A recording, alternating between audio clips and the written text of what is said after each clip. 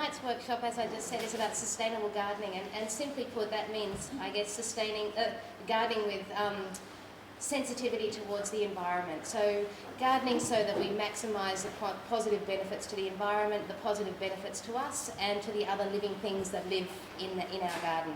Going to be talking about lots of stuff about sustainability and try and give you some practical little tips about gardening sustainably at home. Some of them you might know, some might be new to you, so hopefully you'll all leave tonight with at least one little extra tip that you didn't know. Sustainable garden really, in a nutshell, is one that mimics nature. Nature's been doing this a very long time. It's actually perfected all of its relationships and all of its processes, and it still amazes me why we still keep trying to fight it and come up with these new products and techniques to try and beat nature. We're never going to do it. Never ever. We'll be gone in however many years, but it will continue after we're long gone. So, what better way than to learn from an expert, and nature's our expert. So start assessing your site, whether you live on a balcony, you have a balcony, you've got a 1/4 acre block, or you've got 100 acres. Start observing. Number one rule in design is observation. It's the best tool in gardening, really. You can minimise lots and lots of failures just by watching, and every garden should have a seat in it. Again, whether it be a balcony or 100 acres, put seats everywhere so you can just sit down and watch. One really good tip that I always tell people: first thing in the morning, pop the kettle on, go make yourself a cuppa, and go walk outside. These days it's really easy with telephones or little digital cameras, and start taking photos everywhere. First thing in the morning when the sun comes up. Then if you're lucky enough to be at home at lunchtime, could do it on the weekends, do the same. About every 4-hour intervals, morning, noon, afternoon, and then sundown. Make up a little collage of those photos. You'd be surprised where there's sunny spots and where there's shady spots. At minimum, you'll also feel wind in different directions, cool spots, warm spots, just about identifying microclimates. So observe those microclimates. You'll be surprised, there might be a shard of light along the top rail of your fence in an area that you thought, that's my shady side. It's that dank, dark side way down the side of the house that everyone's got. Nothing will grow there. But there might be 2 or 3 hours of sunlight there. You might be able to grow some leafy vegetables in that spot. Just hang a little window box over the fence and you'll get a crop out of it. Leafy stuff only needs 2 to 3 hours of sunlight a day to be able to harvest a leaf. Others, on the flip side of that, if you want to get a harvest of something from fruit, 4 to 6 hours of sunlight a day. So you'd be surprised, but unless you go out there and take those images, you might not know about them. So observation, it's a big one. Once you've got all that out, and you've got all that sussed, then you can start grouping plants with those requirements. How many times have you gone out and spent X amount of dollars on plants, and in hope, pop them in the ground in the spot that I want a frangipani to grow there, and it's died? How many people have done that sort of thing? Put plants in and just crossed your fingers, and wasted a fair whack of dollars doing it.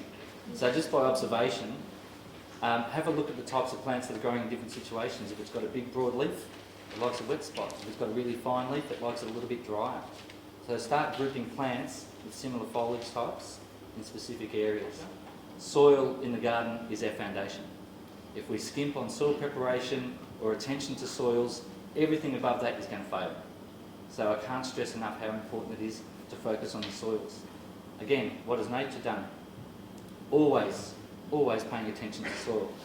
Never will you see nature leave soil barren. It's always adding organic matter to it.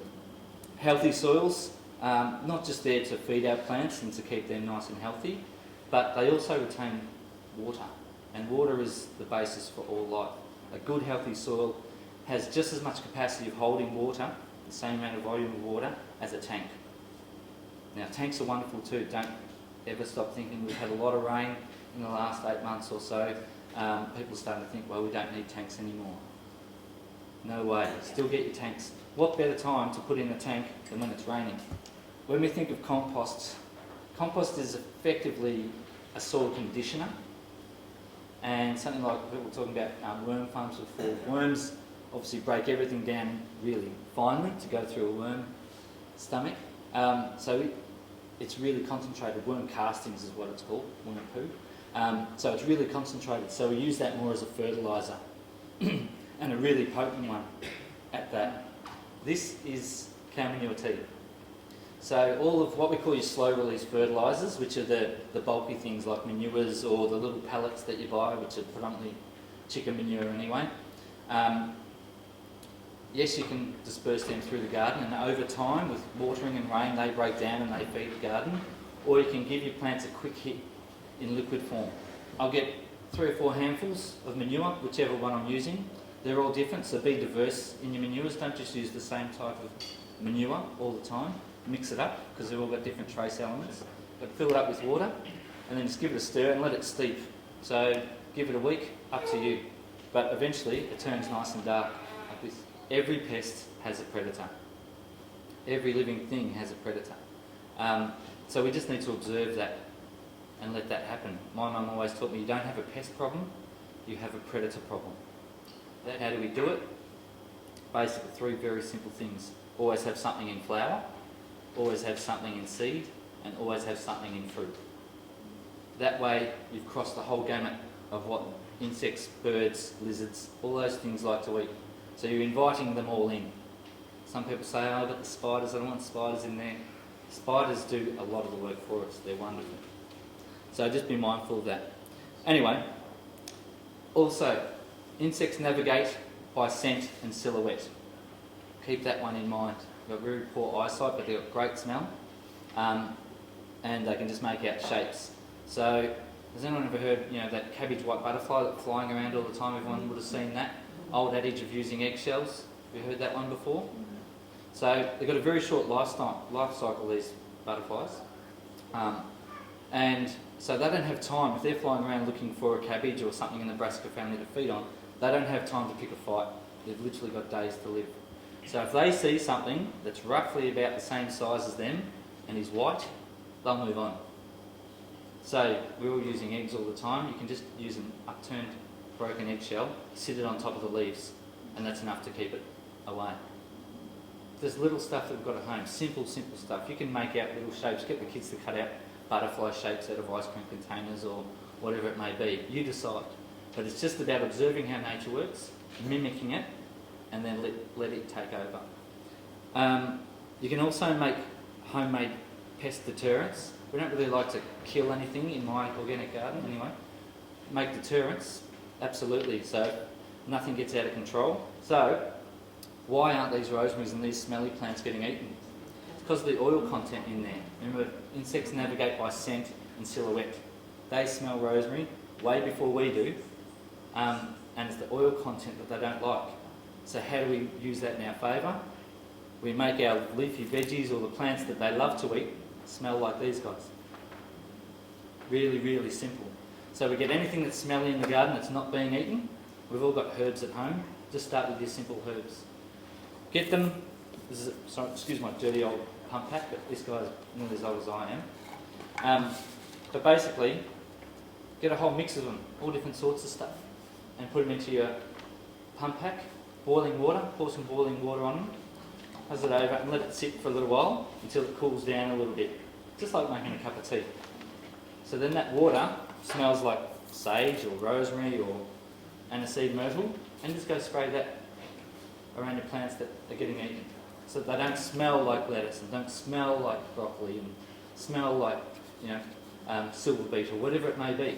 Just go do that in the morning. Doesn't harm the plants whatsoever, but just puts the predators and pests off the scent because they can smell it. What do you recommend for snails? Snails. People always cringe when I talk about my snail techniques. I use them.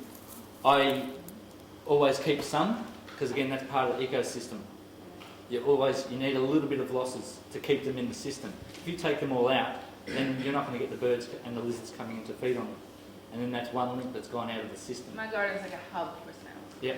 So I go and get the biggest ones. Yeah. I go out and just before dinner and go and find the big breeding pairs, and I leave all the smaller ones, and I put them in a jar with a little bit of water.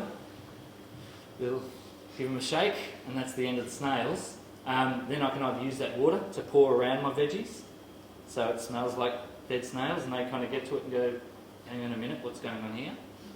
And then I take those sludgy snails, and I've got saucers up on my fence posts all over the place, all around the backyard. And if I'm ever hand picking insects or whatever, I leave them up on those saucers. Why?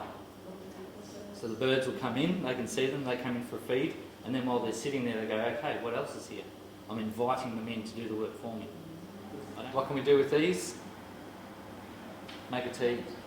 So again, get your weeds, put them into a bucket, put them into some container, and fill it with water. Water beats everything. Eventually, that's why it's not in rock, paper, scissors. Yeah?